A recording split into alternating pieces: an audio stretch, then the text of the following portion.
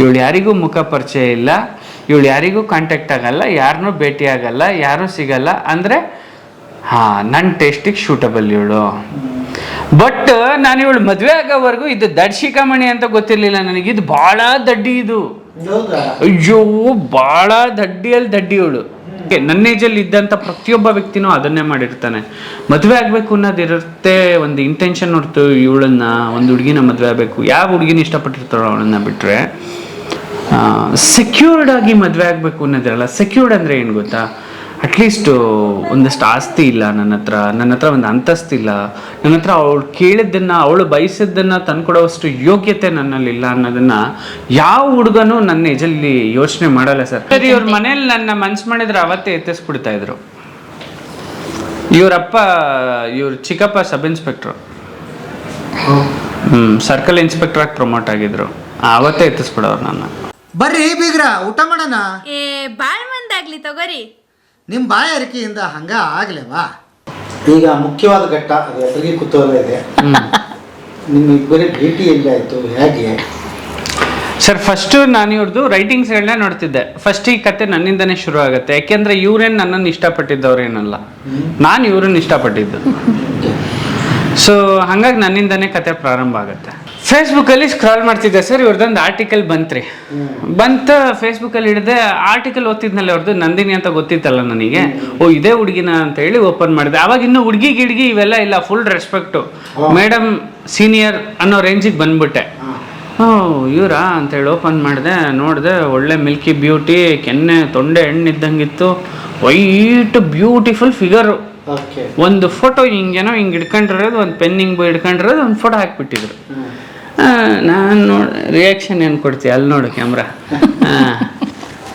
ನೋಡಿದ್ನಲ್ಲ, ಚೆನ್ನಾಗಿದ್ದಾಳೆ ಹುಡುಗಿ ಅನ್ನಿಸ್ತು. ಅಂದರೆ ಫಸ್ಟು ಸೀನಿಯರ್ ರೆಸ್ಪೆಕ್ಟ್ ಮೇಡಮ್ ಆ ಥರ ಮೆಸೇಜ್ ಮಾಡಿದೆ. Madam, your articles are so beautiful, I love your writings, ಹಂಗೆ ಹಿಂಗೆ ಅಂದರೆ ಥ್ಯಾಂಕ್ ಯು ಅಂತ ಒಂದು ಮೆಸೇಜ್ ಬಂತು. ಅದು 2-3 ದಿನ ಆದಮೇಲೆ ಯಾವುದೋ ಡಬ್ಬ ಫೋನ್ ಇಟ್ಕೊಂಡಿದ್ಲು, ಒಂದು ಫೋನು ಸರಿಯಾಗಿರೋದಿದ್ದಿಲ್ಲ. ಈಗ ನಾನು S25 ಅಲ್ಟ್ರಾ, S24, S23 ಎಲ್ಲ ಕೊಡಿಸ್ಬಿಟ್ಟಿದ್ದೀನಿ, ಐಫೋನ್ ಗಿಫೋನ್ ಎಲ್ಲ. ಆಗ ಇವರಪ್ಪ ಒಂದು ನೋಕಿಯಾ ಆಶೆ ಯಾವುದೋ ಒಂದು ಕೊಡಿಸಿದ್ರು, ಅದು ವರ್ಕ್ ಆಗ್ತಿರ್ಲಿಲ್ಲ ಸರಿಯಾಗಿ. ಫೋನ್ ಎಂಥ ಡಬ್ಬ ಫೋನ್ ಅಂದರೆ, ಅವಳು ಇವತ್ತು ಮೆಸೇಜ್ ಮಾಡಿದ್ರೆ ನಾಳೆ ಬರೋದು ನನಗೆ. ಆಯಿತು ಅಂತ ವೆಯ್ಟ್ ಮಾಡಿದೆ. ಅದಾಗ ಇಂಟರ್ನೆಟ್ ಕನೆಕ್ಟ್ ಆಗಂಗಿಲ್ಲ, ಫೋಟೋಸ್ ಚೆನ್ನಾಗಿರೋದಿರಂಗಿಲ್ಲ, ಅದು ಯಾರೋ ತಕ್ಕೊಟ್ಟಿರೋ ಫೋಟೋ ಹಾಕಿರೋದು ಅವೆಲ್ಲ ಗೊತ್ತಿಲ್ಲ ನನಗೆ. ನೆಕ್ಸ್ಟ್ ಡೇ ಮೆಸೇಜ್ ಮಾಡಿದೆ, ಥ್ಯಾಂಕ್ ಯು ಅಂತ ಬಂತಲ್ಲ madam, can I have your number ಅಂತ ಮೆಸೇಜ್ ಮಾಡಿದೆ. ವೈ ಅಂತ ಅಂದರು. ಯಾಕೆ ವೈ ನಂಬರ್ ಕೇಳಿದ್ರೆ ಮೇಡಮ್ ಅಂತ ತಾನೇ ಕೇಳಿದೆ. ಏನು ನಾನೇನು ತಪ್ಪಾಗ ಕೇಳಿದೆ ಅನ್ನೋ ಒಂದು ಮನಸ್ಥಿತಿ. ಇಲ್ಲಿ ಬಿಡೋದು ಸ್ವಲ್ಪ ದಿಮಾಗ್ ಜಾಸ್ತಿ ಆಯ್ತು ಈಕಿಗೆ. ನಮ್ಮ ಮನಸ್ಸಲ್ಲಿ ಅಂದ್ಕೊಂಡು ಕೊಡ್ತಾಳೆ, ಎಲ್ಲೋಗ್ತಾಳೆ, ನಾನು ಟ್ರ್ಯಾಕಿಗೆ ಸಿಗ್ತಾಳೆ ಅಂತ ಕಾದೆ. ಆಮೇಲೆ 1-2 ದಿನ ಆದಮೇಲೆ ಮೆಸೇಜ್ ಮಾಡಿದೆ ಮತ್ತೆ, ಮೇಡಮ್ ಏನು ಮೇಡಮ್ ನಂಬರ್ ಕೊಡಿ ಅಂತ ಅಂದರೆ ಇಷ್ಟೊಂದು ಬಿಡಪ್ಪ, ಬೇಡ ಬಿಡಿ ನಂಬರ್, ಹಂಗೆ ಹಿಂಗೆ ಅಂತ ಮೆಸೇಜ್ ಮಾಡಿದೆ. ಯಾವುದೋ ಒಂದು ಇನ್ಫಾರ್ಮೇಶನ್ ಬೇಕು ಆರ್ಟಿಕಲ್ಗೆ, ಆಮೇಲೆ ನಂಬರ್ ಕೊಡ್ಲಿಲ್ಲಲ್ಲ, ಕರೆಕ್ಟ್. ಆಮೇಲೆ ನಂಬರ್ ಕೊಡ್ಲಿಲ್ಲಲ್ಲ, ಆಮೇಲೆ ಒಂದು ಪ್ಲಾನ್ ಮಾಡಿದೆ, ಇವಳ್ದು ಹೆಂಗಾರ ಮಾಡಿ ನಂಬರ್ ಹಾಕೋಬೇಕಲ್ಲ ನಾನು. ಹುಡುಗರ ಮೈಂಡ್ ಸೆಟ್ ಅವಾಗ. ಈಗ ಈ ಫ್ಯಾಮಿಲಿ ಮೈಂಡ್ ಸೆಟ್ ಇಲ್ಲ, ಹುಡುಗರ ಮೈಂಡ್ ಸೆಟ್. ಇವಳು ನಂಬರ್ ಹೆಂಗಾನ ಮಾಡಿ ಎತ್ತಬೇಕು ನಾನು, ಏನಾರು ಒಂದು ರೀಸನ್ ಬೇಕು. ಏನು ಹುಡ್ಕೋದು ಮೇಡಮ್, ಒಂದು ಆರ್ಟಿಕಲ್ ರಿಸೋರ್ಸ್ ಬೇಕಿತ್ತು ಮೇಡಮ್, ನೀವೊಂದು ಆರ್ಟಿಕಲ್ ಬರ್ದಿದ್ರಿ, ಅವ್ರ ನಂಬರ್ ಬೇಕಿತ್ತು, ಹಾಗೆ ಹಿಂಗೆ ಅಂತ ಸುಮ್ಮನೆ ಕಾಲ್ ಮಾಡಿ. ವಾಟ್ಸಪ್ ಮೆಸೇಜ್, ಸಾರಿ ಫೇಸ್ಬುಕ್ ಮೆಸೆಂಜರ್. ಹಾಂ ಸರ್, ನನ್ನ ಇಂಟ್ರೊಡಕ್ಷನ್ ಬಹಳ ದೊಡ್ಡದೈತಿ, ನೀವು ಈ ಎಪಿಸೋಡಲ್ಲಿ ಸರ್. ಈವ್ನಿಂಗ್ ಟುಡೇ ಅಂತ ಒಂದು ಪತ್ರಿಕೆ ಇತ್ತು ಸರ್. ಈವ್ನಿಂಗ್ ಟುಡೇ ಬಂದ್ಬಿಟ್ಟು ಗೋವಾ ಎಡಿಷನ್ ಒಂದು, ಬ್ಯಾಂಗ್ಳೂರ್ ಎಡಿಷನ್ ಒಂದು, 2 ಎಡಿಷನ್ ಇತ್ತು. ನಾನು ಅದರಲ್ಲಿ ಅವಾಗ film writer sir, English paper sir. ಅಷ್ಟೊತ್ತಿಗೆ ನಾನು ಈವ್ನಿಂಗ್ ಟುಡೇಗೆ ಬಂದಿದ್ದೆ ಸರ್. ನೀವು ಸಿನಿಮಾ, ನಾನು ಸಿನಿಮಾ. ಹೌದಾದ್ರೆ ನನಗೂ ಇವರಿಗೂ ಟಚ್ ಇರಲಿಲ್ಲ ಸರ್. ಸರ್, ನನ್ನ ಸ್ಟೈಲ್ ಆಫ್ ರೈಟಿಂಗ್ಸೇ ಬೇರೆ, ನನ್ನ ಸ್ಟೈಲ್ ಆಫ್ ಕಾಂಟ್ಯಾಕ್ಟ್ಸೇ ಬೇರೆ. ಇವರೆಲ್ಲ ಸುಮ್ಮನೆ ಖುಷಿಗೆ ಬರ್ಕೊಳ್ಳೋರು ಇವರು. ನಾನು ಬಿಸ್ನೆಸ್ ಮಾಡೇ ಬರೆಯೋದು, ರೊಕ್ಕ ತಗೊಂಡು ಬರೆಯೋದು. ನಾನು ಸೀರಿಯಸ್. ನಾನು ಡೈರೆಕ್ಟ್ ಆರ್ಟಿಸ್ಟ್ ಕಾಂಟ್ಯಾಕ್ಟ್ ಮಾಡ್ತಿದ್ದಿಲ್ಲ, ಪ್ರೊಡ್ಯೂಸರ್ ಕಾಂಟ್ಯಾಕ್ಟ್ ಮಾಡ್ತಿದ್ದೆ, ಡೈರೆಕ್ಟರ್ ಕಾಂಟ್ಯಾಕ್ಟ್ ಮಾಡ್ತಿದ್ದೆ.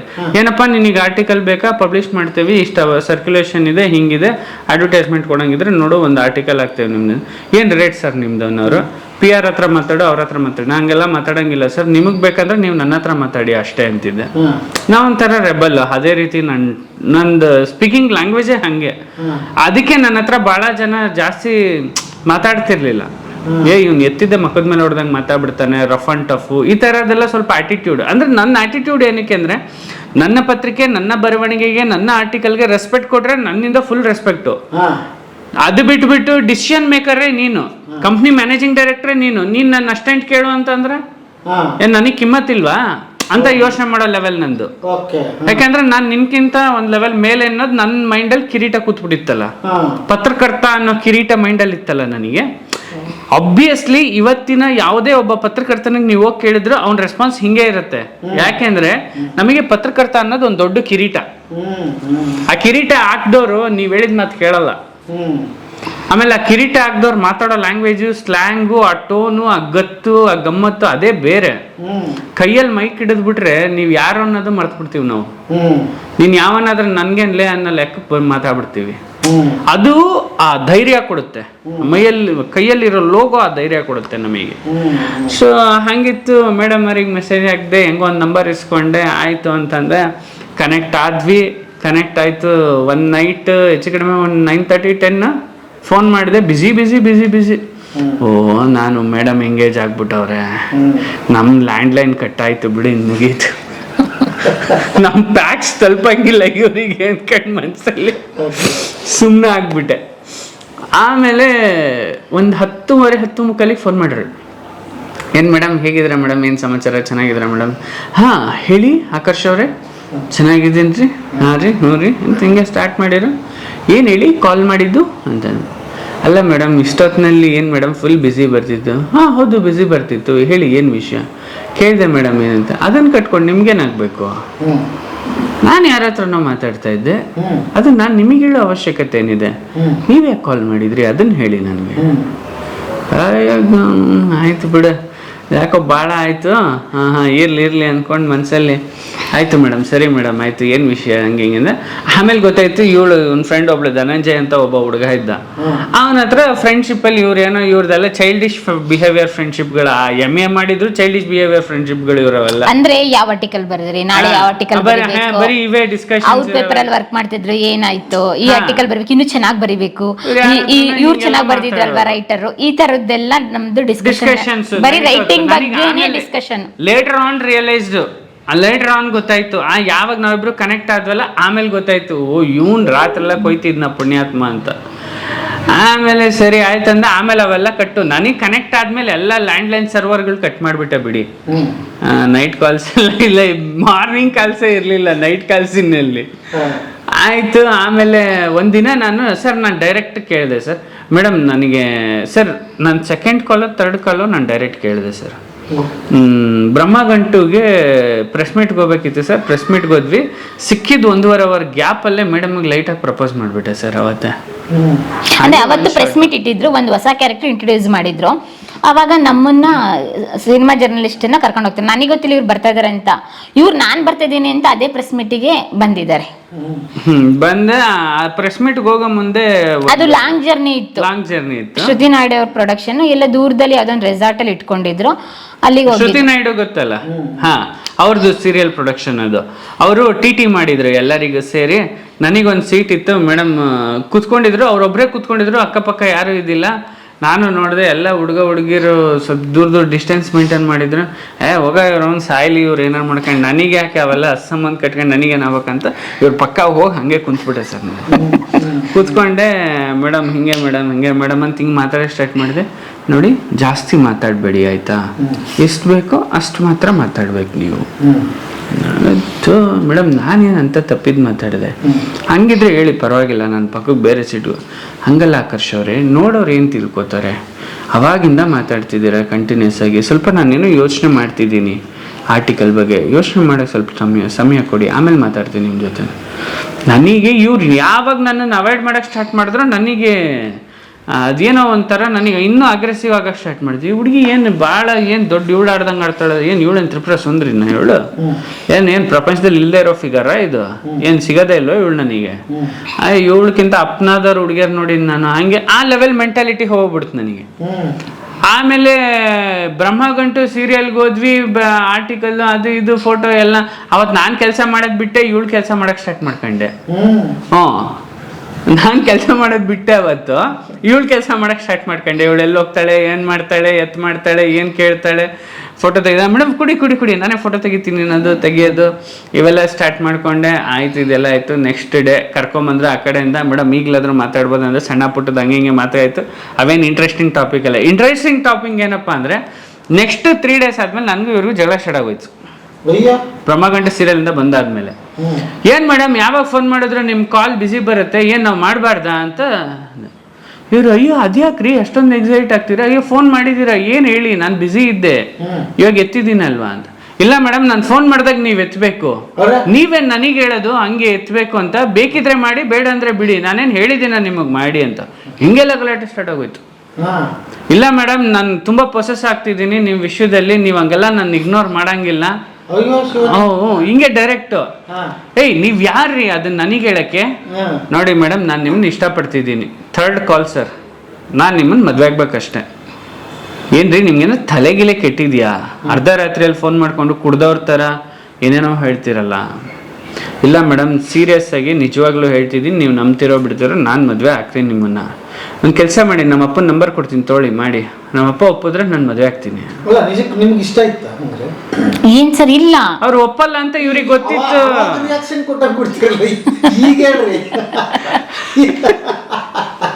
ಸರ್ ಇವಳಿಗೆ ಗೊತ್ತಿತ್ತು ನನ್ನನ್ನು ಇವ್ರ ಮನೇಲಿ ಒಪ್ಪಲ್ಲ ಅಂತ.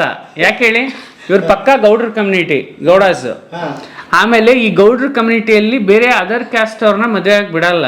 ಅದ್ರಲ್ಲೂ ಇವ್ರಪ್ಪ ಇವ್ರ ಗೌಡ್ರ ಕಮ್ಯುನಿಟಿ ಲೀಡ್ರು, ಅಷ್ಟೊತ್ತಿಗೆ ತಾಲೂಕ್ ಪಂಚಾಯತ್ ಮೆಂಬರ್. ಇನ್ನೆಲ್ಲಿ ಬಿಟ್ಟಾರ ನನ್ನ ಮದುವೆ ಆಗಕ್ಕೆ? ಬಿಡ್ತಾರ ಇವರು? ಇವ್ರು ಫಿಕ್ಸ್ ಆಗ್ಬಿಟ್ಟಿದ್ಲು, ನಮ್ಮ ಅಪ್ಪಂಗೆ ಫೋನ್ ಮಾಡಿದ್ರೆ ಬೈದ್ ಫೋನ್ ಇಡ್ತಾರೆ, ಇವ್ರು ನಮ್ಮ ಹತ್ ನಾನು ನಿಂದು ಬರಲ್ಲ ಅನ್ನೋ ಲೆಕ್ಕಕ್ಕೆ ಇವರು. ನಾನು ಅದನ್ನ ಉಲ್ಟಾ ಮಾಡ್ಬಿಟ್ಟೆ. ನಾನು ಅವ್ರ ಅಪ್ಪಂಗೆ ಫೋನ್ ಮಾಡಿ ಹೇಳಿದೆ, ನನಗೆ ನಿಮ್ಮ ಮಗಳಂದ್ರೆ ಇಷ್ಟ, ಲವ್ ಮಾಡ್ತಾ ಇದ್ದೀನಿ, ಮದುವೆ ಬೇಕು ಅಂತಿದ್ದೀನಿ ಅಂತ. ಅವ್ರಪ್ಪ ನೆಕ್ಸ್ಟ್ ಡೇನೆ ಬೆಂಗಳೂರು ಬಂದ್ಬಿಟ್ರು. ನಮ್ಮ ಮನೆಯವರೆಲ್ಲ ಶಾಕು ಅಂದ್ರೆ ಶಾಕು. ಹೌದಾ? ನಾನು ತಮಾಷೆ ಮೂಡಲ್ಲಿದ್ದೀನಿ, ಇವ್ರ ಅಪ್ಪ ಫುಲ್ ಸೀರಿಯಸ್ ಮೂಡಲ್ಲಿದ್ದಾರೆ. ಬಂದೇ ಬಿಟ್ರೆ ನೆಕ್ಸ್ಟ್ ಡೇ. ಆಮೇಲೆ ಇಲ್ಲ ಎಲ್ಲ ಶಾಕು. ನಮ್ಮಮ್ಮ ಫೋನ್ ಮಾಡಿ ಕೇಳ್ತಿದ್ರೆ ಎಂತದ್ದು. ನಾನು ಇವ್ರಮ್ಮಂಗೂ ಫೋನ್ ಮಾಡಿದೆ, ನೋಡಿ ನನ್ನ ಮಗಳು ತುಂಬಾ ಇಷ್ಟ, ನಾನು ಮದ್ವೆ ಆಗ್ಬೇಕು ಅಂತಿದ್ದೀನಿ, ನೀವ್ ಏನಾರು ಮಾಡ್ಕೊಳ್ಳಿ, ಮದ್ವೆ ಆಗಕ್ ಪರ್ಮಿಷನ್ ಕೊಟ್ಟರು ಮದ್ವೆ ಆಗ್ತೀನಿ, ಕೊಡ್ದಲೇ ಇದ್ರು ಮದ್ವೆ ಆಗ್ತೀನಿ, ಹೆಂಗೆ ಹೇಳಿ ಅಂದೆ. ನಾನು ಇದೇ ಮಾತಂದೆ, ನೀವು ಕೊಟ್ಟರು ಮದ್ವೆ ಆಗ್ತೀನಿ, ಕೊಡ್ಲೇ ಇಲ್ಲ ಅಂದ್ರೆ ಮದ್ವೆ ಆಗ್ತೀನಿ. ನನ್ನ ಮಗಳು ನಿನ್ ಲವ್ ಮಾಡ್ತಾವಳೇನಪ್ಪ ಅಂದ್ರು. ಅದನ್ನ ನೀವು ನಿಮ್ಮ ಮಗಳನ್ನ ಕೇಳಿ, ನಿಮ್ಮ ಮಗಳು ಹೇಳಿದಿಕ್ಕೆ ಅಲ್ವಾ ನಾನು ಫೋನ್ ಮಾಡಿರೋದು ಇವಾಗ, ಇಲ್ಲಾಂದ್ರೆ ನನಗೆ ಯಾರು ನಂಬರ್ ಕೊಡ್ತಾರೆ ನಿಮ್ದು? ನಿಮ್ಮ ಮಗಳೇ ಕೊಟ್ಟಿದ್ದು ನಂಬರ್. ಅವರು ಇವಳಿಗೆ ಫೋನ್ ಮಾಡಿ, ನಮ್ಮ ಮನೇಲಿ ಏನಂತ ಹೇಳಿದ್ರೆ 25 ವರ್ಷದ ಹುಡುಗಿ, ಇವಾಗ ಮದ್ವೆಜಿಗೆ ಬಂದಿದ್ಯಾ, ಮೆಚುರಿಟಿ ಇರೋ ಹುಡುಗಿ, ಇವಾಗ ಲವ್ವಾ ನಿನಗೆ? ಕಾಲೇಜ್ ಡೇಸ್ ಅಲ್ಲಿ ಆಗಿಲ್ಲ, ಹೈಸ್ಕೂಲಲ್ಲಿ ಆಗ್ನಿಲ್ಲ, ಡಿಗ್ರಿಲಿ ಆಗ್ನಿಲ್ಲ, ನಿನ್ನಿಂದ ಎಂತೆಂತ ಹುಡುಗರು ಬಂದ್ರು ಆಗ್ನಿಲ್ಲ. ಎಷ್ಟೋ ಜನನ ಮದುವೆ ಮಾಡ್ಬೇಕು ಅಂತ ಹೇಳ್ಬಿಟ್ಟು ಒಬ್ರು ಮದ್ವೆ ಆಗಕ್ಕೆ ದೊಡ್ಡ ದೊಡ್ಡ ಅಫಿಷಿಯಲ್ಸ್, KS ಆಫೀಸರು ಅವರೆಲ್ಲ ಬಂದಿದ್ರು ನಮ್ಗೆ. ಒಬ್ರು ಅಂದ್ರೆ ಅವ್ರು ನಮ್ಮ ಮನೆಯವ್ರಿಗೆ ಒಂದು ಗೌರ್ಮೆಂಟ್ ಜಾಬ್ಗೆ ಕೊಡ್ಬೇಕು, ಜಾಬಲ್ಲಿ ಇರೋರಿಗೆ ಕೊಡ್ಬೇಕು, ಸೆಕ್ಯೂರ್ಡ್ ಆಗಿ ಲೈಫ್ ಇರಬೇಕು, ನಮ್ಮ ಹುಡುಗಿ ಇನ್ನಾದ್ರೂ ಚೆನ್ನಾಗಿರ್ಲಿ ಅನ್ನೋದೊಂದು ಆಸೆ ಇತ್ತು. ಪ್ರತಿಯೊಬ್ರು ಮನೇಲೂ ಅದೇ ರೀತಿಯಾಗಿ ಅಲ್ವಾ ಸರ್, ಹೆಣ್ಮಕ್ಳು ಮನೇಲೆಲ್ಲ ಯೋಚನೆ ಮಾಡೋದು, ಮಗಳನ್ನ ಒಳ್ಳೆ ಮನೆಗೆ ಕೊಡ್ಬೇಕು ಅಂತ, ಅದ್ರಲ್ಲಿ ಗೌರ್ಮೆಂಟ್ ಜಾಬ್ ಇರೋ ಮನೆಗೆ ಕೊಡ್ಬೇಕು ಅಂತ ನಮ್ಮ ಮನೇಲಿ ತುಂಬಾ ಇದಿತ್ತು. ನನಗೆ ಮದ್ವೆ ಆಗ ಥಾಟ್ ಇರ್ನಿಲ್ವಲ್ಲ, ಹಂಗಾಗಿ ನನ್ಗೇನು ಬರೀಬೇಕು, ಏನೋ ಲೈಫಲ್ಲಿ ಸಾಧನೆ ಮಾಡ್ಬೇಕು, ಇನ್ನೂ ಓದ್ಬೇಕು, PhD ಮಾಡ್ಬೇಕು ಅನ್ಸಿತ್ತಲ್ಲ, ಹಂಗಾಗಿ ಅದ್ರ ಮೇಲೆ ಫೋಕಸ್ ಮಾಡ್ತಾ ಇದ್ದೆ. ನನಗೆ ಯಾರನ್ನ ಲವ್ ಮಾಡಬೇಕು, ಅವ್ರ ಜೊತೆ ಸುತ್ತಾಡ್ಬೇಕು, ಕೈ ಹಿಡ್ಕೊಂಡು ಪಾರ್ಕಲ್ಲಿ ಓಡಾಡ್ಬೇಕು, ಅದ್ಯಾವ ಥಾಟೇ ಇಲ್ಲ, ನಾವು ಅದ್ಯಾವುದನ್ನು ಮಾಡೇ ಇಲ್ಲ. ಹಂಗಾಗಿ ಇವ್ರು ಸಡನ್ ಆಗಿ ಮಾಡ್ತಾರೆ ಅಂತ ನನಗೇನು ಗೊತ್ತು, ಆ ಧೈರ್ಯದ ಮೇಲೆ ಕೊಟ್ಟೆ. ಆಮೇಲೆ ಇವರು ಮಾಡಿದ್ದಾರೆ, ಕಾಲ್ ಮಾಡಿದ್ದಾರೆ, ಅದೇನು ಗೊತ್ತೇ ಇಲ್ಲ ನನಗೆ. ಯಾರು ನಮ್ಮ ಮನೇಲಿ ಮಿಡ್ ನೈಟ್ ಅಲ್ಲಿ ಕಾಲ್ ಮಾಡಿ, ನಿಮ್ಮ ಹುಡುಗಿಗೆ ಅಂದ್ರೆ ಲವ್ ಮಾಡ್ತಿದ್ದೀನಿ ಅಂತಲ್ಲ, ಮದುವೆ ಮಾಡ್ಕೊಡಿ ಅಂತ ಎಲ್ಲರೂ ಐ ಲವ್ ಯು ಅಂತ ಪ್ರಪೋಸ್ ಮಾಡಿದ್ರೆ, ಇವರು ನನಗೆ ಮದ್ವೆ ಆಗುವಂತ ಪ್ರಪೋಸಲ್ ಮಾಡಿದ್ರು. ಆಮೇಲೆ ನಾನು ಕೇಳಿದೆ, ನನ್ನ ಹಿಂದೆ ಮುಂದೆ ಗೊತ್ತಾ ನಿಮಗೆ ನನ್ನ ಲೈಫಲ್ಲಿ ಏನೆಲ್ಲ ಆಗಿದೆ ಅಂತ ಗೊತ್ತಾ? ನೀವು ಡೈರೆಕ್ಟ್ ಆಗಿ ಬಂದು ಮದ್ವೆ ಆಗ್ತೀನಿ ಅಂತ ಹೇಳಿದ್ರೆ ಹಿಂಗೆ, ನಾನು ಇನ್ನೊಬ್ರು ಹುಡುಗನ್ ಲವ್ ಮಾಡ್ತಾ ಇರ್ಬೋದಲ್ಲ ಹಂಗೆ ಹಿಂಗೆ ಅಂತೇಳಿ. ಅದೆಲ್ಲ ಪಾಸ್ಟ್ ಕಥೆಗಳೆಲ್ಲ ಬೇಡವೇ ಬೇಡ, ಪ್ರೆಸೆಂಟ್ ಹೆಂಗಿದ್ದೀರ ಹಂಗೆ. ನಿಮ್ಮನ್ನ ನೋಡಿದೀನಿ, ಇಷ್ಟಪಟ್ಟಿದ್ದೀನಿ ಅಷ್ಟೇ ಬೇಕು ನನಗೆ. ಹುಡುಗನಲ್ಲಿ ಅಂದ್ರೆ ಎಲ್ಲರೂ ಹುಡುಗನಲ್ಲಿ ಏನಾದರೂ ಇದೆಯಾ ಅಂತ ಹೇಳಿದ್ರೆ, ಮೀನ್ಸ್ ಮನೆ ಕಡೆ ಹೆಂಗಿದ್ದಾರೆ, ಹುಡುಗ ಏನು ಪರ್ಮನೆಂಟ್ ಜಾಬಾ, ಅಥವಾ ದುಡ್ಡು ಏನಾರು ಸೇವಿಂಗ್ಸ್ ಮಾಡಿದಾನೆ, ಏನೋ ಸೈಟು ಮನೆ ಇದೆಯಾ ಅಂತ. ನನಗ ಥಾಟ್ ಎಲ್ಲ ಇವ್ರು ಹೇಳಿದ್ಕೆ ಸಡನ್ ಆಗಿ ಶಾಕ್ ಅಂದ್ರೆ ಶಾಕ್ ಸರ್, ಏನ್ ಮಾಡ್ಲಿ ಅಂತ ಗೊತ್ತಾಗ್ತಿಲ್ಲ. ನಮ್ಮನೆಗೆ ಹೇಳಿದಾರೆ ಅಂತ ನನಗೆ ಶಾಕ್ ತಡ್ಕೊಳಕ್ ಆಗ್ತಾ ಇಲ್ಲ. ಆಮೇಲೆ ನಮ್ಮಮ್ಮ ಬೆಳಗ್ಗೆ ಕಾಲ್ ಮಾಡಿ ಕೇಳ್ತೆ. ಆಮೇಲೆ ಇವ್ರ ಕಾನ್ವರ್ಸೇಷನ್ ಏನ್ ಮಾಡಿದ್ರೆ ಅಂತಲೇ ಗೊತ್ತಿಲ್ಲ. ಅವ್ರು ಬಂದ್ಮೇಲೆ ನನಗೆ ಗೊತ್ತಾಗ್ಬೇಕು ಇವಾಗ ಏನ್ ಹೇಳಿದಾರೆ ಅಂತ ನಮ್ಮ ಅಪ್ಪ ಅಮ್ಮ. ಇಲ್ಲಿವರೆಗೂ ಅವ್ರ ಕಾನ್ವರ್ಸೇಷನ್ ನಾನು ಕೇಳಕ್ಕೆ ಹೋಗಿಲ್ಲ. ಅದೇನಾಯ್ತು, ಏನ್ ಮಾಡಿದ್ರಿ, ಏನು ಅಂತೆಲ್ಲೂ ಕೂಡ. ಆಮೇಲೆ ಪಾಪ ಮಾರನೇ ಬೆಳಗ್ಗೆ ಬೆಂಗಳೂರಿಗೆ ಬಂದು ನಮ್ಮ ಮಾವನ ಮನೆಗೆ ಕರ್ಸಿದ್ರು, ಏನು ಎತ್ತ ಅಂತ ಹೇಳಿ. ಆಮೇಲೆ ಇವರು ಇಲ್ಲ, ಇವಳನ್ನ ಬಿಟ್ಟು ಬೇರೆಯವ್ರನ್ನ ಮದ್ವೆ ಆಗಲ್ಲ ನಾನು, ಈ ಹುಡುಗಿನೇ ಬೇಕಂತ. ನಮ್ಮ ಪಾಪ ಮೇಲಿಂದ ಕೆಳಗಡೆ ಇವ್ರು ನೋಡ್ತಾರೆ. ಇವಾಗ ಇಷ್ಟು ಸ್ವಲ್ಪ ಡಿಸೆಂಟ್ ಆಗಿದ್ದಾರೆ. ಅವಾಗ ಹೆಂಗೆ ಅಂತ ಹೇಳಿದ್ರೆ ಫುಲ್ ಇಂಗ್ಲಿಷ್ ಪೇಪರ್ ಅಲ್ವಾ ಸರ್, ನಮಗೆ ಕನ್ನಡ ಪೇಪರ್ ಅವರಿಗೆ ರೆಸ್ಪೆಕ್ಟ್ ಕೊಡ್ತಾ ಇರಲಿಲ್ಲ ಇವರೆಲ್ಲ. ಅವಾಗ ಒಂದ್ ಸ್ವಲ್ಪ ಸ್ಟ್ಯಾಂಡರ್ಡ್, ಅವ್ರಿಗಿಂತ ನಾವು ಸ್ಟ್ಯಾಂಡರ್ಡ್ ಅಂತ ಇವರೆಲ್ಲ. ಹಂಗೆಲ್ಲ ಇದ್ದಿದ್ದು ಟಸು ಪುಸ್ಸು ಅಂತೆಲ್ಲ ಹೇಳೋರು. ಅಲ್ಲಿ ಹುಡುಗ ನೋಡಿ ನಮ್ಮ ಪಾಪ ನೋಡ್ಬಿಟ್ಟು ಕೇಳಿದ್ರು, ಅಂದ್ರೆ ನನ್ನ ಮುಂದೆ ನಡೆದಿದ್ದು, ಏನು ಜಾಬ್ ಇದೆಯಾ ಅಂತ ಕೇಳಿದ್ರು. ಆ ಜಾಬ್ ಏನು ಜರ್ನಲಿಸಮ್ ಜಾಬ್ ಏನು, ನನ್ನ ಮಗಳೇ ಇವಾಗ 15-20 ಸಾವಿರ ತಗೋತಾ ಇದ್ದಾಳೆ ಅಷ್ಟೇ. ಇವಾಗೇನೋ ಅವಳಿಗೆ 20 ಸಾವಿರ ಬರ್ತಾ ಇದೆ, ನಿನಗೆ ಎಷ್ಟು ಬರ್ತಾ ಇದೆಯಪ್ಪ, ಯಾವ ಕಂಪ್ನಿಯಲ್ಲಿ ಕೆಲಸ ಮಾಡ್ತಾ ಇದೆಯಪ್ಪ, ಏನಪ್ಪ ಅದು ಪರ್ಮನೆಂಟ್ ಜಾಬಾ, ನಾನು ಒಂದು ಗೌರ್ಮೆಂಟ್ ಜಾಬ್ ಇರೋರಿಗೆ ಕೊಡ್ಬೇಕು ಅನ್ಕೊಂಡಿದ್ದೀನಪ್ಪ, ಒಳ್ಳೆ ಲೈಫ್ ಲೀಡ್ ಮಾಡಬೇಕು ಅಂತ ಹೇಳಿ.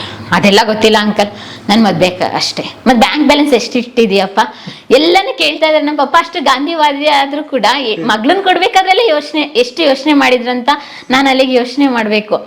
ನಾವು ಅನ್ಕೊಳ್ತಾ ಇದ್ದೀವಿ ನಮ್ಮಪ್ಪ ಖರ್ಚೇ ಮಾಡ್ತಾ ಇಲ್ಲ ನಮಗೋಸ್ಕರ, ಒಂದು ಬಟ್ಟೆನೂ ಕೊಡ್ಸ್ನಿಲ್ಲ ಯಾವುದೋ ಒಂದು ಹಬ್ಬಕ್ಕೆ ಅಂತ ಎಲ್ಲ ಕೊರಗೆಲ್ಲ ಇತ್ತಲ್ಲ.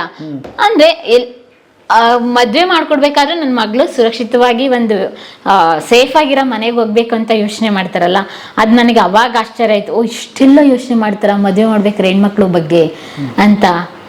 ಅಂದ್ರೆ ಅಷ್ಟು ಸೆಕ್ಯೂರ್ಡ್ ಆಗಿರೋದೆಲ್ಲ ನೋಡ್ತಾರೆ ಅಲ್ವಾ. ಇಲ್ಲಾಂತ ಯಾರಿಗೋ ಕೊಟ್ಟು ನಿನ್ ಹಿಂದೆ ಮುಂದೆ ಗೊತ್ತಿಲ್ಲ ಕೊಟ್ಬಿಟ್ಟು ಏನಾದ್ರು ಆದ್ರೆ ನನ್ಗೇನಪ್ಪ, ಅವಳು ಕೊನೆಗೆ ಅಲ್ಲ ಕಣಪ್ಪ, ನಿನ್ ಹಿಂದೆ ಮುಂದೆ ನನ್ಗೇನು ಗೊತ್ತಿಲ್ಲ, ನನ್ ಮಗಳನ್ನ ಬಾಂಬೆಲ್ ತಗೊಂಡೋಗಿ ಮಾರಿದ್ರೆ ಏನ್ ಮಾಡ್ತೀಯಪ್ಪ, ಏನ್ ಮಾಡೋದು ನಾವು, ಆ ಲೆವೆಲಿಗೆ ಡಿಸ್ಕಷನ್ ಆಯ್ತು. ಮಾರ್ಬಿಟ್ರೆ ಏನ್ ಮಾಡ್ತೀಯ, ಹಿಂದೆ ಇಲ್ಲ ಮುಂದಿಲ್ಲ ಎಂತ ಇಲ್ಲ, ಏನ್ ಗೊತ್ತಿಲ್ಲ. ನಂಗೆ ಅವ್ರ ಮನೆ ಫ್ಯಾಮಿಲಿ ಬ್ಯಾಕ್ ಗ್ರೌಂಡ್ ಗೊತ್ತಿಲ್ಲ. ನಂದೇನೋ ಒಂದ್ 3-4 ತಿಂಗಳಿಂದ ಅವ್ರ ಆರ್ಟಿಕಲ್ ನೋಡಿ ಇಷ್ಟಪಟ್ಟಿರ್ಬೋದು, ಆದ್ರೆ ಅವ್ನ ಹುಡುಗ ಯಾರು ಅಂತ ಗೊತ್ತಿಲ್ಲ, ಅವ್ನ ಕ್ಯಾರೆಕ್ಟರ್ ಏನು ಅಂತ ಗೊತ್ತಿಲ್ಲ, ನನ್ಗೆ ಫೈನಾನ್ಷಿಯಲಿ ಎಷ್ಟು ಸ್ಟೇಬಲ್ ಆಗಿದ್ದಾನೆ ಅಂತ ಗೊತ್ತಿಲ್ಲ. ಮತ್ತೆ ಇನ್ನೊಂದು ವಿಷಯ ಅಂತ ಹೇಳಿದ್ರೆ ಅವ್ರ ಮೇನ್ ಕ್ಯಾರೆಕ್ಟರ್, ಅವ್ರ ಮೆಂಟಾಲಿಟಿ ಹೇಗಿದೆ ಏನು ಗೊತ್ತಿಲ್ಲ ಸರ್. ಬಂದಿದೆ ಮದ್ವೆಗೆ ಬೇಕು ಅಂತ ಹೇಳಿದ್ರೆ ಒಂದು ಹುಡುಗಿಗೆ ಹೆಂಗಾಗಲ್ಲ. ಅದು ನನ್ನ ಕಾಲೇಜ್ ಹುಡುಗಿನೂ ಅಲ್ಲ, ಒಂದು ಜಾಬ್ ಅಲ್ಲಿ ಇರೋಳಿಗೆ ಬಂದು ಹೇಳಿದಾಗ ಅದು ನಂಗೆ ತಡ್ಕೊಳಕ್, ಅದನ್ನ ಇವಾಗ್ಲೂ ಇಮ್ಯಾಜಿನೇಷನ್ ಮಾಡ್ಕೊಳಕ್ ಆಗಲ್ಲ. ಯಾಕೆ ನಾ ಮೈಂಡ್ ಸೆಟ್ ಇಂದ ಹೊರಗಡೆ ಬಂದಿರ್ತೀವಿ ನಾವು. ಕಾಲೇಜ್ ಲೈಫಲ್ಲಿ ಎಷ್ಟೋ ಜನ ಹುಡುಗರು ಹಿಂದೆ ಬಿದ್ರು ಅವ್ರು ರಿಜೆಕ್ಟ್ ಮಾಡ್ಕೊಂಡು ಎಲ್ಲ ಬಂದು ನಮ್ದೇ ಆದಂತ ಓನ್ ವೇಲ್ ಹೋಗ್ತಾ ಇರ್ತೀವಲ್ಲ. ಎಷ್ಟು ಡಿಸ್ಟರ್ಬೆನ್ಸ್ಗಳು ಬಂದ್ರು ಕೂಡ ನಾವು ಅದನ್ನೆಲ್ಲ ಅವಾಯ್ಡ್ ಮಾಡ್ಕೊಂಡು ಮುಂದೆ ಫೋಕಸ್ ಮಾಡ್ಕೊಂಡು ಬಂದಾಗ ಇವಾಗೊಂದು ಫೈನಲ್ ಆಗಿ ಒಂದು ಹಂತ ತಲುಪಬೇಕಾದ್ರೆ ಯಾರೋ ಬಂದು ಡೈರೆಕ್ಟ್ ಆಗಿ ಹೆಂಗ್ ಬಂದು ಕೇಳ್ತಾರೆ ಅಂತ, ನಮ್ಮ ಅಪ್ಪ ಅಮ್ಮನ್ ಡೈರೆಕ್ಟ್ ಆಗಿ ಹೋಗಿ ಕೇಳಿದ್ರೆ ಓಕೆ, ನನ್ನ ಕಡೆಯಿಂದ ನಂಬರ್ ತಗೊಂಡು ಕೇಳ್ತಾರೆ ಅಂತ ಹೇಳಿದಾಗ ಹೆಂಗಿರುತ್ತೆ ಆ ಸಿಚುಯೇಷನ್. ಅಂದ್ರೆ ಅಲ್ಲಿವರೆಗೂ ನಾನು ಹೆಂಗಿದ್ದೆ ಅಂದ್ರೆ ಸರ್, ಅದೇ ನಾನು ಅವಾಗಲೇ ನಿಮ್ಗೆ ಹೇಳಿದೆ, ದುಡ್ದೆ ಖರ್ಚು ಮಾಡಿದೆ, ಜಾಲಿ ಮಾಡಿದೆ, ಫ್ರೆಂಡ್ಸ್ ಜೊತೆ ಎಂಜಾಯ್ ಮಾಡಿದೆ. ನೀವು ಅನ್ಕೊಬೋದು ಅಷ್ಟು ದುಡ್ದು ಏನು ಮಾಡಿದೆಯಪ್ಪ ನೀನು, ನಾನು ದುಡ್ದಿದ್ರು ನನಗೆ ಮಿನಿಮಮ್ ಖರ್ಚು ಮಾಡೋಕೆ 5-10 ವರ್ಷ ಬೇಕಿತ್ತು ಆ ದುಡ್ಡನ್ನ ಅಂತ. ನಮ್ದು ಹೆಂಗೆ ಅಂದರೆ ನಮ್ಮ ಶೋಕಿ ಹೆಂಗೆ ಅಂದರೆ JW ಮೆರಿಟಲ್ಲಿ ರೂಮ್ ಹಾಕಬೇಕು ಆಯಿತಾ, ವುಡ್ಲ್ಯಾಂಡ್ ಹೋಟ್ಲಲ್ಲಿ ರೂಮ್ ಹಾಕಬೇಕು, ಪಾರ್ಟಿ ಮಾಡಬೇಕು, ವೀಕೆಂಡ್ ಬಂದರೆ. ಒಂದಿನ ಆಫೀಸಲ್ಲಿ ರಜಾ ಕೊಡ್ತಿದ್ದಿಲ್ಲ, ಸಂಡೇ ಮಾತ್ರ ವೀಕ್ ಆಫು. ನಾನು ಸ್ಯಾಟರ್ಡೇನೇ ವೀಕ್ ಆಫ್ ಹಾಕೊಂತಿದ್ದೆ. ಕೊಡದಲ್ಲೇ ಇದ್ರೆ ನೀನು ಯಾರು ಕೊಡಕ್ಕೆ ಬಿಡಲ್ಲೇ ಬೇಡ ಅನ್ಕೊಂಡು ನಾನೇ ರಜಾ ಹಾಕೊಂತ ಇದ್ದೆ. ನನಗೆ ತದ್ವಿರುದ್ಧ ಕ್ಯಾರೆಕ್ಟರ್ ಸರ್. ಆಮೇಲೆ ನಾನು ಆಯ್ತು, ನೀವು ಅದನ್ನ ಹೇಳ್ರಿ. ಆಮೇಲೆ ಒಂದು ಪ್ರಶ್ನೆ ಇದೆ ಕೇಳ್ತೀನಿ. ಗೊತ್ತಾಯ್ತಾ ನಿಮ್ಗೆ? ಏನ್ ಹೇಳಿ ಒಪ್ಸಿದ್ರಿ? ಅದು ಗೊತ್ತಿಲ್ಲ ಅಂತ ಅವ್ರಿಗೆ ಇವತ್ತು. ಏನ್ ಹೇಳಿ ಸರ್, ಇವ್ರ ಅಪ್ಪನ್ ಕೇಳಿದೆ ಸರ್, ಹಿಂಗೆ ಮದುವೆ ಆಗ್ತೀನಿ ಅಂದೆ. ಅವ್ರು ನೆಕ್ಸ್ಟ್ ಡೇನೆ ಬಂದ್ರು ಬೆಂಗಳೂರಿಗೆ. ಅವರು ಅವ್ರ ಅಣ್ಣ ಎಲ್ಲ ಸೇರ್ಕೊಂಡು ಒಂದು 2-3 ಡೇಸಲ್ಲೇ ಬಂದ್ಬಿಟ್ರು. ಇವ್ರ ಅಮ್ಮನ ಅಣ್ಣ ಒಬ್ರು ಬಂದ್ರು. ಇವಳನ್ನ ಕರ್ಸ್ಕೊಂಡ್ರು ಸೀಕ್ರೆಟ್ ಆಗಿ ಮಾತಾಡಕ್ಕೆ. ಗುಪ್ತ ಸಮಾಲೋಚನೆ ನಡೀತು. ಇವಳು ಇಲ್ಲ ನೀನ್ ಬಿಟ್ಟು ಹೋಗಲ್ಲ ಅಂದಳು, ನೀನ್ ನನ್ಗಿಷ್ಟ, ನಾನು ನಿನ್ ಮದ್ವೆ ಆಗ್ತೀನಿ, ತಲೆ ಕೆಡ್ಸ್ಕೋಬೇಡ ಅಂತ ಅಂದ್ಲು. ಇವ್ರಿಗೇನೆ ಹೇಳ್ಬೇಕಿತ್ತಲ್ಲ ನಾನು. ಇವಳು ನನ್ನ ಹತ್ರ ಇಂದ ಹೋಗಕ್ಕೆ ಏನಾದ್ರು ಪ್ಲಾನ್ ಮಾಡಿ ಸ್ಕೆಚ್ ಹಾಕಿ ಹೋಗ್ಬೇಕಲ್ಲ. ಇವಳನ್ನ ಅಷ್ಟೊತ್ತಿಗೆ ನಾನು PG ಬಿಡಿಸ್ಬಿಟ್ಟೆ. ನಿಮ್ಗೆ ಆ ಗ್ಯಾಪ್ ಅಲ್ಲಿ ಏನೇನಾಯ್ತು ಅಂತ ಹೇಳಿಲ್ಲ. ಆ ಗ್ಯಾಪ್ ಅಲ್ಲಿ ನಾನು ಇವಳು PG ಬಿಡಿಸ್ಬಿಟ್ಟೆ. ಆಮೇಲೆ ಅಲ್ಲೊಬ್ರು ಇದ್ರು, ಒಬ್ರು ಪರ್ಸನ್ ಇದ್ರು. ಬಿಡೋ ಮಟ್ಟಿಗೆ ಬಂದಾರಂದ್ರೆ ಇಲ್ಲ ಆಳವಾದ ಮಾತುಕತೆ ಎಂತದ್ದು ಇಲ್ಲ. ನಾನು ಒಂದಿನ, ನಾನು ಈಗ್ಲೂ ಹೇಳ್ತೀನಿ, ನಾನೆಲ್ಲ ರೋಡಲ್ಲಿ ಓಡಾಡ್ಬೇಕಾದ್ರೆ ನಾನು ಕೈ ಹಿಡ್ಕೋಬೇಡ ಅಂತ. ನಾನು ಆ ಥರ ಪರ್ಸನ್. ಅಂದ್ರೆ ನನ್ನ ಕೈ ಹಿಡ್ಕೊಂಡು ಓಡಾಡೋದು, ಪಾರ್ಕಲ್ಲಿ ಸುತ್ತೋದು, ಇವೆಲ್ಲ ನಂಗೆ ಲೈಕ್ ಆಗಲ್ಲ. ನನ್ನ ಪ್ರೈವಸಿಗೆ ಏನಿದ್ರೆ 4 ಗೋಡೆ ಮಧ್ಯೆ ಇರಬೇಕು. ನಾನು ಆ ಥರ ಎಕ್ಸ್ಪೆಕ್ಟ್ ಮಾಡೋಂಥ ವ್ಯಕ್ತಿ. ಅಂದರೆ ಬೇರೆಯವರಿದ್ರಿಗೆ ರಫ್ನೆಸ್ ತೋರಿಸೋದು ಹೆಂಡತಿ ಜೊತೆ ಆ ಥರ ಜಬರ್ದಸ್ತಿ ಇಲ್ಲ. ಅಂದರೆ ಸೊಸೈಟಿಯಲ್ಲಿ ಹೇಗೆ ಬಿಹೇವ್ ಮಾಡ್ಬೇಕು ಹಾಗೆ ಬಿಹೇವ್ ಮಾಡು ಅನ್ನೋಂಥ ಒಂದು ಪರ್ಸ್ನಾಲಿಟಿ ನಂದು. ಇವತ್ತು ಅವಳು ನನ್ನ ಕೈ ಹಿಡ್ಕೊಂಡು ಹಿಂಗೆ ಓಡಾಡಿದ್ರೆ ನಾನು ಕೈ ಬಿಡು ಅಂತ ಎಷ್ಟೋ ಸಲ ಹೇಳಿದ್ದೀನಿ. ಅವಳು ನನ್ಗೆ ಹೇಳಿದಾಳೆ, ಈಗೇನು ನಾನು ಮದುವೆ ಆಗಿಲ್ವಾ ಇನ್ನೇನು ಕೈ ಹಿಡ್ಕೊಂಬೇಡ ಅಂತೀಯ. ಅಂದರೆ ಮದುವೆ ಆಗಕ್ಕೆ ಮುಂಚೆನೂ ಕೈ ಹಿಡ್ಕೊಳಕ್ಕೆ ಬಂದ್ರೆ ನಾನು ಕೈ ಹಿಡ್ಕೊಳಕ್ಕೆ ಬಿಟ್ಟಿಲ್ಲ, ದೂರ ನಿಂತ್ಕೊ ಅಂತ ಹೇಳಿ. ಅಂದರೆ ನಾನು ಆ ಥರ ಒಂದು ಬಿಹೇವಿಯರ್ಸು, ನನ್ನ ಬಿಹೇವಿಯರ್ಸ್ ಆ ಥರ. ಬಟ್ ನನ್ನನ್ನು ಇವಳು ಯಾಕೆ ಒಪ್ಕೊಂಡ್ಲು ಅಂತ ಅಂದರೆ ನಾನು ಮಾತಾಡೋ ಮಾತಿಗೆ ಫಿದಾ ಆಗ್ಬಿಡ್ಲಿ ಇವಳು. ಅಂದರೆ ನಾನು ಮಾತಾಡೋ ಸ್ಟ್ಯಾಂಡರ್ಡ್ ಲ್ಯಾಂಗ್ವೇಜು, ನನ್ನ ಬಿಹೇವಿಯರು, ನನ್ನ ಅರ್ನಿಂಗ್ಸು, ನನ್ನ ಜಾಲಿ, ನಾನು ಭರ್ಜರಿ ಜಾಲಿ ಬಿಡಿ ಯಾವಾಗಲೇ. ಹಾಂ, ನಾನು ಅವಳಿಗೆ ಆಗಲೇ ಮದುವೆಗೆ ಮುಂಚೆ ಹೇಳಿದೆ, ನಾನು ಸ್ಮೋಕ್ ಮಾಡ್ತೀನಿ, ನೀನು ಯಾವಾಗಲೂ ಸ್ಮೋಕ್ ಮಾಡ್ತೀನಿ. ಹಾಂ, ನಾನು ನಾವೇ ಅದು ನಾನು ಏನು ಮಾಡೋಕ್ಕಾಗಲ್ಲ, ಅದು ನನಗೆ ಅಷ್ಟು ಪ್ರೆಷರ್ ಇರುತ್ತೆ. ಏನು ಅಂಥ ಪ್ರೆಷರ್, ನೀನು ಯಾವಾಗಲೂ ಫ್ರೀನೇ ಇರ್ತೀಯಲ್ಲ ಅನ್ನೋಳು. ಫ್ರೀಯಲ್ಲಿ ಇರ್ತೀನಿ ಮರೆ, ನಿನಗೆ ಫ್ರೀ ಇರ್ತೀನಿ ಅನಿಸ್ತದೆ, ನಾನು ಕೆಲಸ ಮಾಡ್ತಿದ್ದೀನಿ ಇಲ್ಲಿ, ನಿನ್ನ ಜೊತೆ ಮಾತಾಡ್ತಿದ್ದೀನಿ ಅಂದರೆ ನಾನು ಫ್ರೀಯಾಗಿ ಕುಂತೀನಿ, ಖಾಲಿ ಕುಂತೀನಿ, ನಾನು ಕೆಲಸ ಇಲ್ದವನು ಅಂತನಾ ಅಂತ ಸ್ಟಾರ್ಟ್ ಮಾಡಿ ಆ ಥರ. ಅಂದರೆ ನನ್ನ ಮೈಂಡ್, ನಾನು ಅವತ್ತಿನಿಂದ ಇವತ್ತಿನವರೆಗೂ, ನಾನು ಯಾವಾಗ ನನ್ನ ಊರು ನನ್ನ ಮನೆ ಬಿಟ್ಟು ಬಂದಲ್ಲ ಅವತ್ತಿನಿಂದ ಇವತ್ತಿನವರೆಗೂ ನಾನು ಯಾವತ್ತೂ ಒಂದಿನೂ ಖಾಲಿ ಕುಂತಿದ್ದ ದಿನನೇ ಇಲ್ಲ ಸರ್. ನಾನು ಖಾಲಿ ಕೂಡಕ್ಕೆ ಇಷ್ಟನೇ ಪಡಲ್ಲ. I am not the kind of person who wanted to enjoy with wife's money. ನಾನು ಇವತ್ತು ಹೇಳ್ತೀನಿ, ನೀನು ದುಡಿಲಿಲ್ಲ ಅಂದರೆ ಮನೆಗೆ ಬಿದ್ದಿರೋ, ನಾನು ದುಡಿದು ತಂದಾಗ್ತೀನಿ, ಅವಳೇ ಕೂತ್ಕೊಳ್ಳಲ್ಲ. ಹೇಳಿದ್ದೇನೆ, ಡಿಜಿಟಲ್ ಮಾಧ್ಯಮ ಸ್ಟಾರ್ಟ್ ಆಗಿದ್ದು ಹಾಗೇನೆ. ನನಗೆ ಈಗಲೂ ಕೆಲವೊಂದ್ಸಲ ಜಗಳ ಆಡ್ತಿದ್ದಾಗ ನಾನು ಹೇಳ್ತೀನಿ, ನಿನಗೆ ನನ್ನ ಮಗ ಕೆಲಸ ಮಾಡೋದಿದ್ದು ಮುಚ್ಕೊಂಡು ಮನೇಲಿ ಬಿದ್ದಿರೋ, ನಾನು ದುಡಿದು ತಂದಾಗ್ತೀನಿ, ನನ್ನ ತೋಳಲ್ಲಿ ಶಕ್ತಿ ಇರೋವರೆಗೂ ದುಡಿತೀನಿ ನಾನು. ಆ ಥರ ಪರ್ಸನಾಲಿಟಿ. ಬಟ್ ಇವಳಿಗೆ ಅದೆಲ್ಲ ಭಾಳ ಇನ್ಸ್ಪೈರ್ ಆಗೋಯ್ತು. ಇವಳು ನನಗೆ ಕೇಳಿಲ್ಲ, ನನ್ನ ಹೆಂಡ್ತಿನ ಹೆಂಗೆ ನೋಡ್ಕೋತೀಯಾ, ಹಂಗೆ ನೋಡ್ಕೋತೀಯ, ಮತ್ತೆ ಅದನ್ನ ಹೇಳ್ದನ್ ಪಾಸ್ಟಲ್ಲಿ ಯಾರು ಇದ್ರೆ ಏನ್ ಮಾಡ್ತೀಯಾ ಅದೆಲ್ಲ ಕೇಳಿದ್ಲೆ ನನಗೆ. ನನ್ನ ಪಾಸ್ಟಲ್ಲಿ ಯಾರಾದ್ರೂ ಇದ್ರು ಅಂತ ಅಂದ್ರೆ, ಏನಾದ್ರು ಇನ್ಸಿಡೆಂಟ್ ಆಗಿದ್ರೆ ಅದೆಲ್ಲ ಹೆಂಗೆ ತಗೋತೀಯ ಅವೆಲ್ಲ ಕೇಳಿದ್ಲು ಸರ್. ಅವೆಲ್ಲ ಕಾಮನ್, ಎಲ್ಲ ಲವರ್ಸು ಕೇಳೋದು ಅದೇನೆ. ಇವಾಗ ನನಗೆ ಪಾಸ್ಟ್ ಇದೆ ಹಂಗೆ ನಾನಂದೆ, ಮೋಸ್ಟ್ ಪ್ರಾಬ್ಲಿ ನನಗೆ ಗೊತ್ತಾಗ್ತಿರಂಗೆ ನೀನು ಮಾತಾಡ್ತಿರೋ ರೇಂಜಲ್ಲಿ ನೋಡ್ಕೊಂಡ್ರೆ ಯಾವುದು ಪಾಸ್ಟ್ ಇರಂಗಿಲ್ಲ. ಅವನಿಗೆ ಯಾರಿಗೋ ಪಾಸ್ಟ್ ಇರ್ಬೋದೇನೋ, ನಿನಗೆ ಪಾಸ್ಟ್ ಇರಲ್ಲ ಬಿಡು ಬೇಕಾದ್ರೆ ಅಂತ ಫಿಕ್ಸ್ ಆಗಿಬಿಟ್ಟಿದೆ ಸರ್. ಆಮೇಲೆ ಇವಳನ್ನ ಸರ್ಟಿಫಿಕೇಟ್ ಹೆಂಗೆ ಕೊಟ್ಟರು ಅಂದರೆ, ನಾನು ನನ್ನ ಸೋರ್ಸಲ್ಲಿ ಬೇರೆ ಬೇರೆಯವ್ರನ್ನ ಕನೆಕ್ಟ್ ಮಾಡಿದೆ ಇವ್ರ ಆಫೀಸಲ್ಲಿ. ಆ ಹುಡುಗಿ ಯಾರನ್ನೂ ಮಾತಾಡ್ಸಲ್ಲ ಮರೆಯ, ಆ ಹುಡುಗಿ ಒಂದೇ ಹೋಗುತ್ತೆ, ಒಂದೇ ಬರುತ್ತೆ, ಡೀಸೆಂಟು, 4 ಫೋಟೋ ತೆಗೆಸ್ಕೊಳುತ್ತೆ, 4 ಆರ್ಟಿಕಲ್ ಬರುತ್ತೆ, ಅದು ಬಿಟ್ಟರೆ ಆ ಹುಡುಗಿ ಅದರಿಂದ ಆಚೆನೇ ಬರಲ್ಲ. ಅಂದರೆ ನಮ್ಮ ಫಿಲಮ್ ಜರ್ನಲಿಸ್ಟ್ಗಳು ಹೆಚ್ಚು ಕಡಿಮೆ ಒಂದು 20-25 ಜನ ಸರ್. ಎಲ್ಲ ಪತ್ರಿಕೆ, ನ್ಯೂಸ್ ಚಾನಲ್ ಎಲ್ಲದರಿಂದ ಸೇರಿ ಬರೀ 25 ಜನ. ಈ ಯಾವುದೇ ಫಿಲಮ್ ಸೆಲೆಬ್ರಿಟೀಸ್ ನ್ಯೂಸ್ ಆಚೆ ಬರ್ಬೇಕಂದ್ರೆ ಈ 25 ಜನದಿಂದಾನೇ ಸಾಧ್ಯ, ತಿಳ್ಕೊಬಿಡಿ ನೀವು, ಫಿಕ್ಸ್ ಇದು ಬಿಟ್ಟು ಎಲ್ಲೂ ಹೋಗಲ್ಲ. ಈ 25 ಜನದಲ್ಲಿ ಒಂದಷ್ಟು ಜನರನ್ನ ನನಗೆ ಕ್ಲೋಸ್ ಸರ್ಕಲ್ ಒಂದು 10 ಜನನಾದರೂ ಇದ್ರು. ಹೆಂಗೋ ಹುಡುಗಿ ವಿಜಯ ಕರ್ನಾಟಕದಲ್ಲಿ ಆರ್ಟಿಕಲ್, ಗೊತ್ತಿಲ್ಲ ಮರೆ, ಒಳ್ಳೆ ಹುಡುಗಿ ಅನ್ಸುತ್ತೆ, ನಾವು ಯಾವತ್ತೂ ಫೀಲ್ಡಲ್ಲಿ ನೋಡೇ ಇಲ್ಲ. ಹೌದಾ? ಯಾರನ್ನ ಕೇಳಿದ್ರು ಇಂಥ ಡೈಲಾಗ್ಸ್. ನಾನು ಅವಳು ನನ್ನ ನೋಡಿಲ್ಲ, ಇಲ್ಲಿ ನೋಡಿಲ್ಲ, ಆರ್ಟಿಕಲ್ ನೋಡಿದ್ದೀನಿ, ಯಾವಾಗಲೂ ಫೋನ್ ಮಾಡಿ ನಂಬರ್ ಕೇಳಿದ್ಲ ಅವಳು, ಕೊಟ್ಟೆ ಅಷ್ಟೇ. ಬರೀ ಹಿಂಗೆ ಮುಖದ ಛಾಯೆ ಪರಿಚಯನೇ ಇಲ್ಲ ಎಲ್ಲೂ ಇದ್ರದ್ದು. ಆಗ ನಂಗೆ ಅನಲೈಸ್ ಆಯಿತು, okay she is a kind of person ನಾನು ಹುಡುಕ್ತಾ ಇರೋದು. ಇವಳು ಯಾರಿಗೂ ಮುಖ ಪರಿಚಯ ಇಲ್ಲ, ಇವಳು ಯಾರಿಗೂ ಕಾಂಟ್ಯಾಕ್ಟ್ ಆಗಲ್ಲ, ಯಾರನ್ನೂ ಭೇಟಿ ಆಗಲ್ಲ, ಯಾರೂ ಸಿಗಲ್ಲ, ಅಂದರೆ ನನ್ನ ಟೇಸ್ಟಿಗೆ ಶೂಟಬಲ್ ಇವಳು.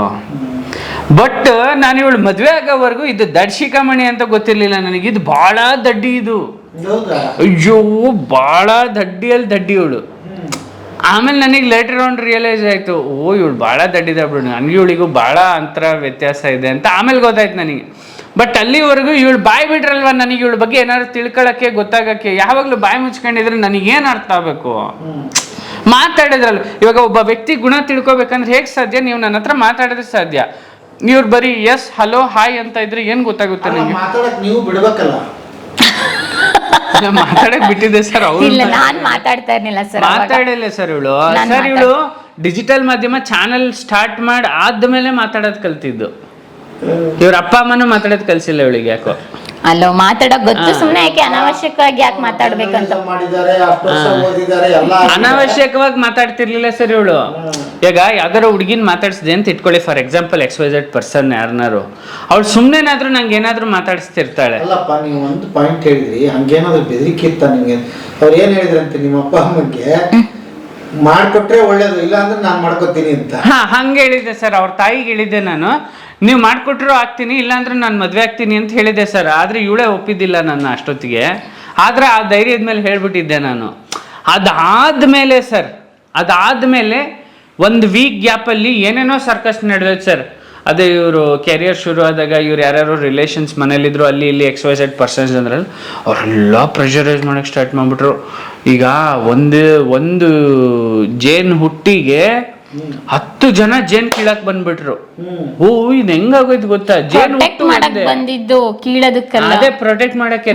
ನಮ್ ಲೆಕ್ಕಾಚಾರದಲ್ಲಿ ಜೇನು ಇಳ್ಸಕ್ಕೆ. ಈಗ ಒಂದು ಜೇನ್ ಇದೆ ಸರ್, ಆ ಜೇನ್ ಇಳ್ಸಕ್ 10 ಜನ ಬಂದ್ಬಿಟ್ರು ಸರ್. ಒಬ್ರು ಇವ್ರು ಯಾರೋ ಮಾವ ಅಂತಾರೆ, ಇನ್ನೊಬ್ರು ಅವ್ರು ಯಾರೋ ನಮ್ಮ ಮನೆಗೆ ಆಲ್ರೆಡಿ ಮಾತುಕತೆ ನಡೆದೈತಿ ಅಂತಾರೆ, ಇನ್ಯಾರೋ ನನ್ನ ಮಾವ ಅಂತ ಫೋನ್ ಮಾಡ್ತಾರೆ, ಇನ್ಯಾರೋ ಇವ್ರ ಅಣ್ಣ ಅಂತ ಒಬ್ಬ ಫೋನ್ ಮಾಡ್ತಾನೆ, ಅವನೊಂಥರ ಮಾತಾಡ್ತಾನೆ, ಅವನದು ವರ್ಷನ್ ಆಮೇಲೆ ಬಿಡ್ತೀನಿ, ಆಮೇಲೆ ಇನ್ಯಾರೋ ಫೋನ್ ಮಾಡಿ, ಒಬ್ಬೊಬ್ರು ಒಂದೊಂದು ವರ್ಷನು ಒಬ್ರು ಫೋನ್ ಮಾಡಿ ಹೇಳಿಬಿಟ್ರು ಮಾತುಕತೆ ಆಗ್ಬಿಟ್ಟೈತೆ ಅಂತ. ಅಗ್ಗೋ ಅವನ ಅಜ್ಜಿ ನನ್ನ ಜೊತೆ ನೆನ್ನೆ ನೈಟ್ ಏನು ಮಾತುಕತೆ ಆಗೈತಿ, ಇನ್ನೆಲ್ಲಿ ಮಾತುಕತೆ ಆಯ್ತು ಮರೆಯ ಅಂತ. ಅಂದ್ರೆ ಇವ್ರ ಫ್ಯಾಮಿಲಿಯವ್ರು ಇವಳನ್ನ ಏನೆಲ್ಲ ಹೆಂಗೆಲ್ಲ ಪ್ರೊಟೆಕ್ಟ್ ಮಾಡ್ಬೇಕಲ್ಲ ಹಂಗೆಲ್ಲ ಪ್ರಯತ್ನ ಪಟ್ಟರು. ಆದ್ರೆ ನಾನು ಒಂದೇ ಮಾತು ಹೇಳಿದೆ ನೋಡಿ, ನಾನು ಪ್ರಾಂಪ್ಟ್ ಆಗಿ ಇಷ್ಟಪಟ್ಟಿದ್ದೀನಿ.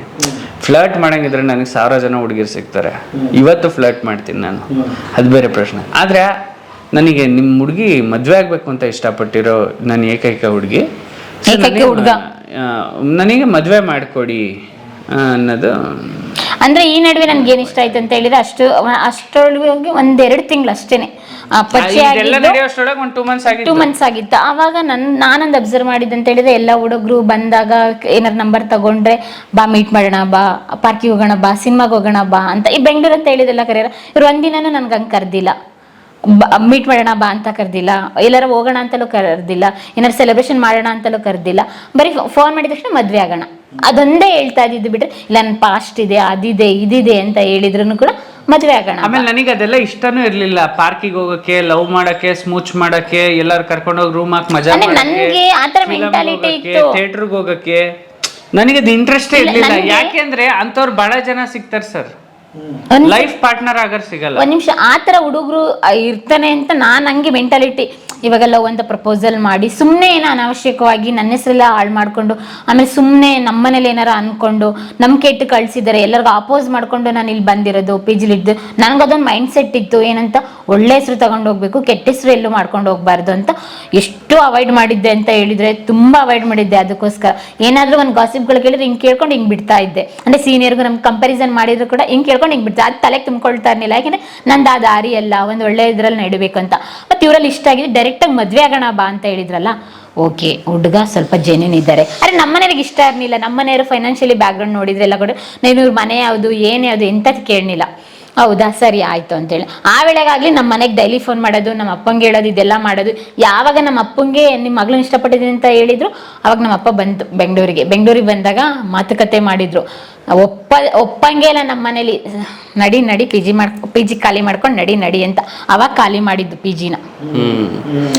ಅಷ್ಟೊತ್ತಿಗೆ ಆಲ್ರೆಡಿ ನಾನು ಇವಳು PG ಇಂದ ಲಗೇಜ್ ಎಲ್ಲ ಶಿಫ್ಟ್ ಆಲ್ರೆಡಿ ನನ್ನ ರೂಮಿಗೆ ಮಾಡಿಬಿಟ್ಟಿದ್ದೆ. ನಿಮ್ದೆಲ್ಲಿ ರೂಮ್ ಇತ್ತು? ಅದ್ಯಾರೋ ಫ್ರೆಂಡ್ ಮನೇಲಲ್ವಾ? ಫ್ರೆಂಡ್ ಮನೆಗೆ ಇಡ್ಸಿದ್ದೆ.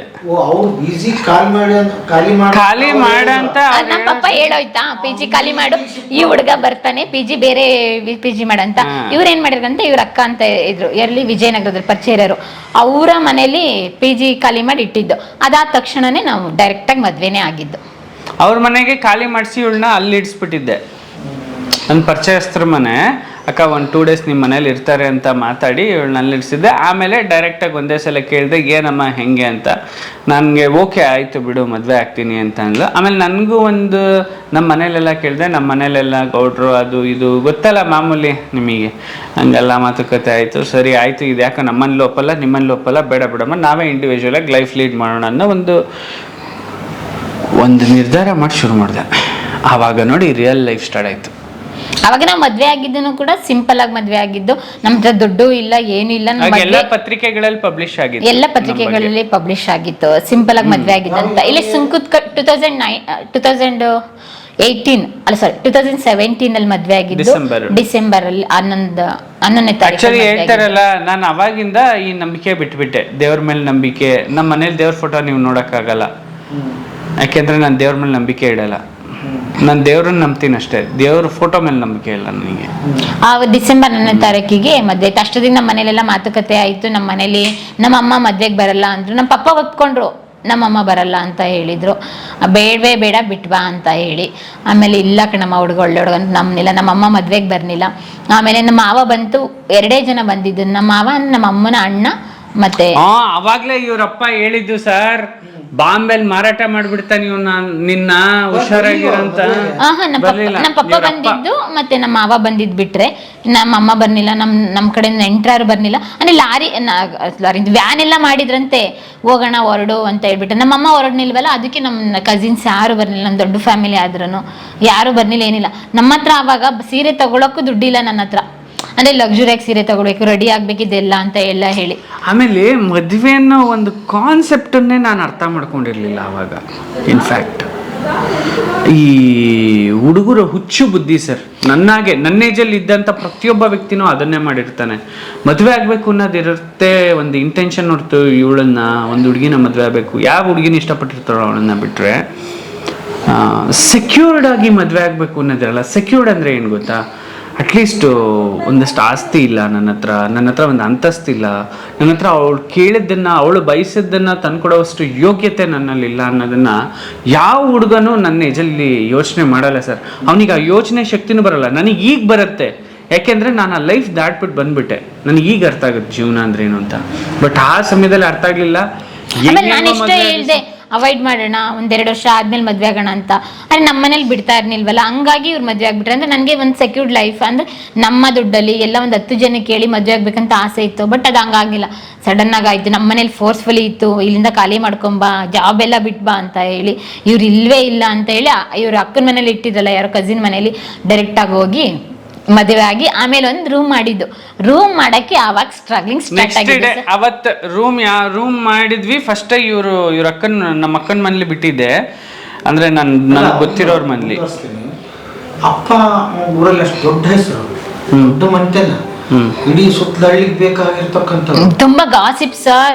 ಅಯ್ಯೋ ನಂದಿನಿ ಮದ್ವೆ ಸರ್, ಇವ್ರ ಮನೇಲಿ ನನ್ನ ಮನ್ಸು ಮಾಡಿದ್ರೆ ಅವತ್ತೇ ಎತ್ತಿಸ್ಬಿಡ್ತಾ ಇದ್ರು. ಇವರಪ್ಪ ಇವ್ರ ಚಿಕ್ಕಪ್ಪ ಸಬ್ ಇನ್ಸ್ಪೆಕ್ಟ್ರು, ಸರ್ಕಲ್ ಇನ್ಸ್ಪೆಕ್ಟರ್ ಆಗಿ ಪ್ರಮೋಟ್ ಆಗಿದ್ರು. ಆವತ್ತೇ ಎತ್ತಿಸ್ಬಿಡೋರು ನಾನು. ಬಟ್ ಇವ್ರು ಯಾರೂ ಪ್ರಯತ್ನ ಮಾಡಲಿಲ್ಲ, ಯಾಕೆಂದ್ರೆ ನನ್ನ ಬ್ಯಾಕ್ಗ್ರೌಂಡ್ ಚೆಕ್ ಮಾಡಿದ್ರು ಇವರು. ನಾನೇನು, ನನ್ನ ಹಿನ್ನೆಲೆ ಏನು, ಎಷ್ಟು ವರ್ಷದಿಂದ ಹುಡುಗ ಫೀಲ್ಡಲ್ಲಿದ್ದಾನೆ ಎಲ್ಲ ಚೆಕ್ ಮಾಡಿ ಇವ್ರು ಬಿಟ್ರು.